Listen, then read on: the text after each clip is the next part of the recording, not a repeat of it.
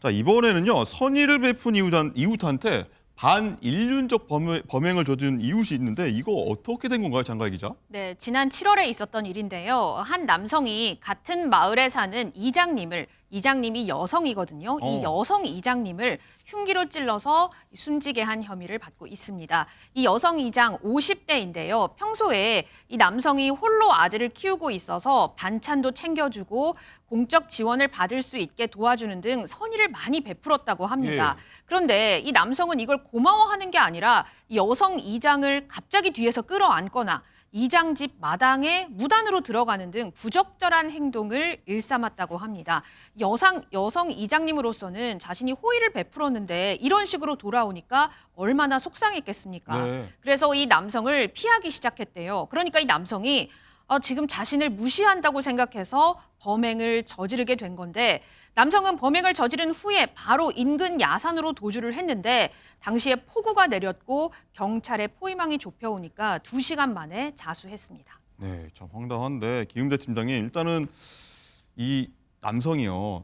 그 여성 이장이 잘해주니까 자기를 좋아한다고 생각한 건가요? 뭐 갑자기 이런 짓을 왜 하는지 모르겠고 좀 너무 배은망덕한 것 같은데요. 그래서 배은망덕한 거죠. 그럴 가능성도 있는데 사실상은 그 피해자가 마을 이장이지 않습니까? 예. 그런데 이제 피고인이 사실은 아들하고 살고 있으니까 가끔 공적 지원 아까 그 장가희 기자가 얘기한 대로 지원도 해주고 또 반찬 같은 거 해주는데 이 남자가 착각을 했을 것 같아요. 그래서 갑자기 가가지고 여성을 끌어안았다고 하지 않습니까? 예, 이 강제추행이지 그것도 왜 이래요? 않습니까? 예. 그리고 뭐 본인이 동의도 안 받고 그 집을 찾아가고 이런 걸 했기 때문에 실제적으로 그 피해자는 그 피고인을 좀 피하는 모습을 보였던 것 같아요. 당연히 근데 부담스럽죠. 당연히 부담스럽죠. 예. 그런데 이 피고인은 자기를 무시해? 왜 내 말을 몰라줘? 이렇게 이제 착각을 했는지 그런 생각을 해가지고 그렇게 범행을 했다고 하는데 그 피해자의 배우자 같은 경우에도 뭐라고 했냐면 경찰 조사해보니까 그 피고인이 모친이 사망한 이후에 그 아들하고 피고인 둘이 사는 걸 보고 안타깝지 않습니까? 네. 그러다 보니까 음식도 갖다 주고 들여다보면서 살펴줬는데 그러면은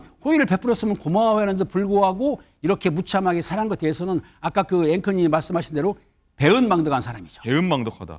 박준 변호사님, 예. 이 배은망덕한 분 살해 방법도 너무 잔인했어요. 그렇죠. 살해하기도 문제였지만 그 전에 방식도 상당히 납득하기 어렵습니다. 자신을 잘 베푸는 사람한테 무단으로 집에 침입하기도 하고 또 뒤에서 껴안는 행동 지금 말씀하셨지만 강제추행죄들 그 하나하나들이 다 범죄가 됩니다. 하나 행동 하나하나 계속적으로 다. 거절했는데 그게 반복됐기 때문에 급기야는 납득할 수 없는 사유로 지금 아주 잔인하게 잔혹하게 살해까지 한 거거든요. 자신을 무시한다면서 네. 본인의 어떤 생각에만 빠져 있는 것 같고요. 그 이전에 이 행동들을 봤을 때는 분명히 이 거부 의사가 확고했던 것 같아요.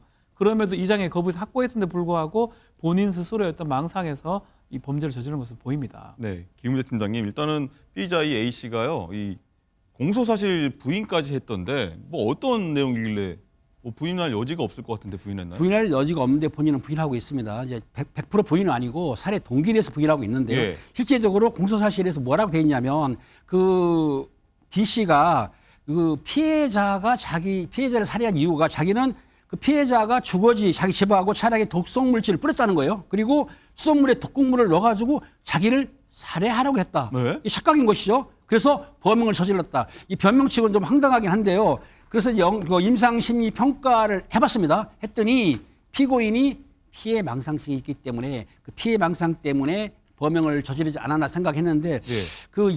이 경찰이 조사하면서 이웃들을 조사를 해봤더니 평소에도 피해자가 좀 피고인을 좀 무서워했고 그렇기 때문에 그런 증언이 나와요. 그러니까 저 남성을 평소에도 무서워했던 건 확실한 것 같은데 어허. 저 남성이 저 지긋하게 하다가 자기 마음을 안 받아주는 것 같으니까 무참하게 살해한 것을 보고 있는 것이죠.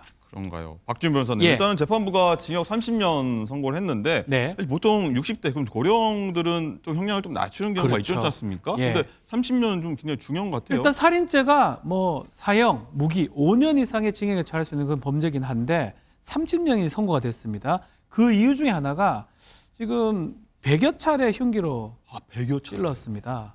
상당히 수법이나 이런 것들이 잔혹하고 반사회적 성향이 있는 거죠. 본인의 어떤 망상이 이런 것들을 보면 그래서 중형에 처해져야 되는데 다만 그 망상 부분들이 일정 부분 고려를 해서 그래서 다만 고려해서 징역 30년이 지금 선고된 그런 상황인데 또 이 사람 같은 경우는 합의 같은 것도 전혀 안 됐고 유족들한테 뭔가 치유를 뭐 해주거나 노력도 전혀 하지 않았던 것 같습니다. 그런 것들이 고려돼서 3심이 선고됐는데 어쨌든 간에 범행 동기도 납득하기 어렵고요. 수법도 잔인하고 합의도 안 되고 이런 것들이 겹쳐져서 나이가 많음에도 불구하고 징역 30년이 선고가 됐습니다. 네. 어떻게 사람을 100번을 흉기로 찌를 수 있는지 저 이해가 안 됩니다. 배은망덕한 사람 맞다. 이렇게밖에 결론을 낼 수 없습니다. 배은망덕합니다.